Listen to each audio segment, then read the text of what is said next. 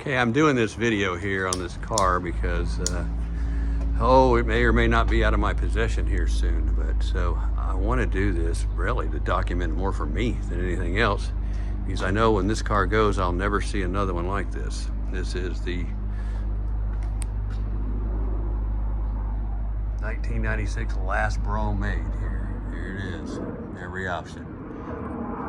Set in the GM museum for 10 years longer. And I've had it for longer than that now, so it's been in my collection. But let me try and light this up. This is what one of these looks like underneath. It's never been tampered with, and so I want to remember this, because probably where you have to look at other cars, I don't know if there's another one like this. There's probably some Impala SS's out there like this, so, but on a Brougham, this is it. So I know of nothing else that's going to be like this. And you know, a lot of these cars went to dealer prep, even if they're really nice and low mile, probably got tarred and feathered underneath. So this is a natural finish to the way this car is. Nothing's been doctored up on it. You can see the way the sway bars and the brake drums were. They were natural. They did not finish them out. They painted the differential housing, but only from pretty much right there in to the other side to right there. So that's the way it's supposed to be. And so that's kind of it. And of course the exhaust is the stainless steel exhaust, and this is these things are great. They last forever. I've seen 200,000 mile cars and these are still good on. And of course, if a man wanted to take this car right here and take some steel wool to that thing, you could make those things literally like chrome, especially on this car. It's never been driven and it's just perfect. But we leave it alone, since this is just a sign of what one of these is like. I actually brought it out here, sprayed it off. It's the first time I've ever cleaned the bottom of this thing off. And the main reason I wanted to clean the bottom of it off is because it was just years and years and years of just, you know, spider webs and stuff that would get underneath these cars. Even though they were kept on a lift and stuff, you'd still get stuff. But it wasn't bad. But so this is just a documentation of what it should look like. And so you see the body floor pans. They're kind of almost a gloss gray, and you know, this is a black car, so that's the way these were done. And there's your transmission cross member. It's painted black along with the frame. You know, I say the frame's painted black. It is just a very weak, kind of a flat black, maybe a semi-gloss black, the GM typical black paint they paint on everything deal there. So that's what that looks like. And then you get up to, there's your catalytic converters, transmission pan, oil pan, and oil filter. And yeah, that's the original oil filter on this car. Not gonna lie, it's never been changed. Original oil in this car. That's what the brakes look like. Those are, you know, just unfinished, and that's the way it's done. So the frames were painted, the control arms were not, and that was done pretty much all the way from 77 to 96 on these cars. So you see the frame right here, they painted that, but the control arms, no. Sway bar, no.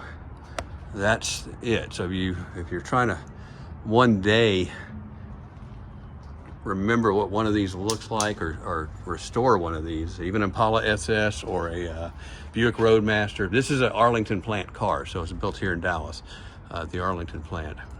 But if you saw the old Clark Street cars too, of course they were a whole lot shoddier fit and finish than one of these, but they were done the same way. So it's kind of that. And of course this car has the big oil cooler on it, transmission cooler. This is a towing package car, so it's got the big engine driven fan plus an electric fan. So that's an awesome setup. That's what it looks like from underneath. But yeah, so I may never see one like this again that has never been messed with by human hands. So or just road grime or anything like that. This car's got like 813 miles on it right now, and that's, you know, all those 813 miles were put on it probably in 96, and after that it went into, you know, storage, knowing that this thing was what it is. And and into the museum. And it was owned by Don Massey. So.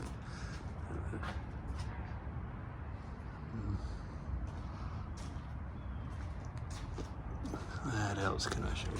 Yeah, you can see the ink, you know, all that's still there. You can see a little bit of a, what we got there. I need to clean the back of these up, but I haven't done that. Yeah, these are the Goodyear GAs, which are on the tow package and higher performance, you know, FE2 cars. This is an FE2 suspension, so it's got the big sway bars, the higher spring rates and things like that. So this is the way you want one of these, if you can find one, and with a tow package, FE2 tow package. So this is the king of it all. So that's what they look like. And instead of a heavy duty detail guy wanted to go after one of these and make it nicer, you could, but that's what they're supposed to be like, and that's the way they came off the factory. And that's, you know, that rust right there, those parts, when I say rust, it's not rust, it's just surface rust.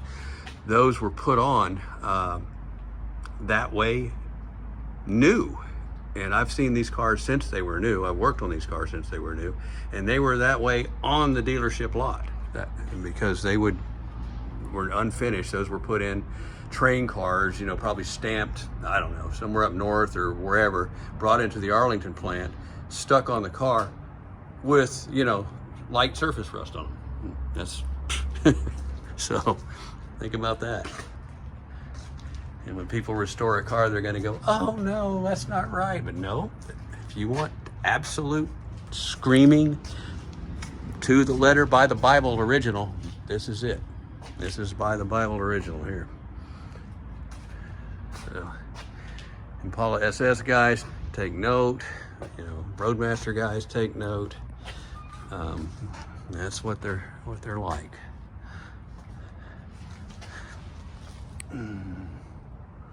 So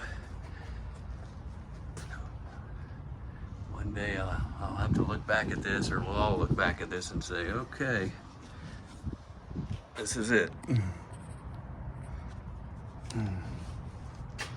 Yes, and I know there's Impala SS's out there that are brand new also, but as far as fully loaded 96 Fleetwood Broughams with the window sticker still on them, this is it, period. Nothing else exists, especially everything. So, what else can I show? I know I'm gonna miss parts. I'm working on another car at some point. I'm gonna wish I had shown that to myself. I said I'm doing this mainly for me too, because I want to remember how they're supposed to be if I don't have this car down the road. And let's see some of the spider webs that I didn't get off of there.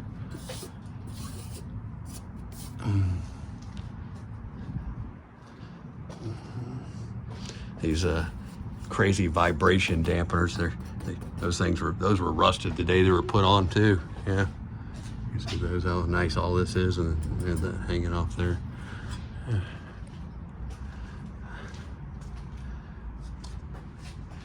Yeah, what else?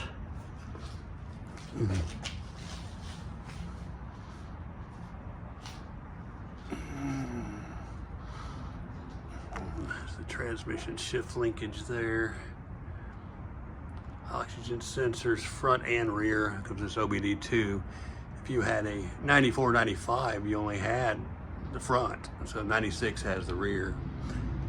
Of course, there's Impala SS guys, they put the dummies on the back that trick it to get rid of the cats. But and some guys with Broughams do that too. But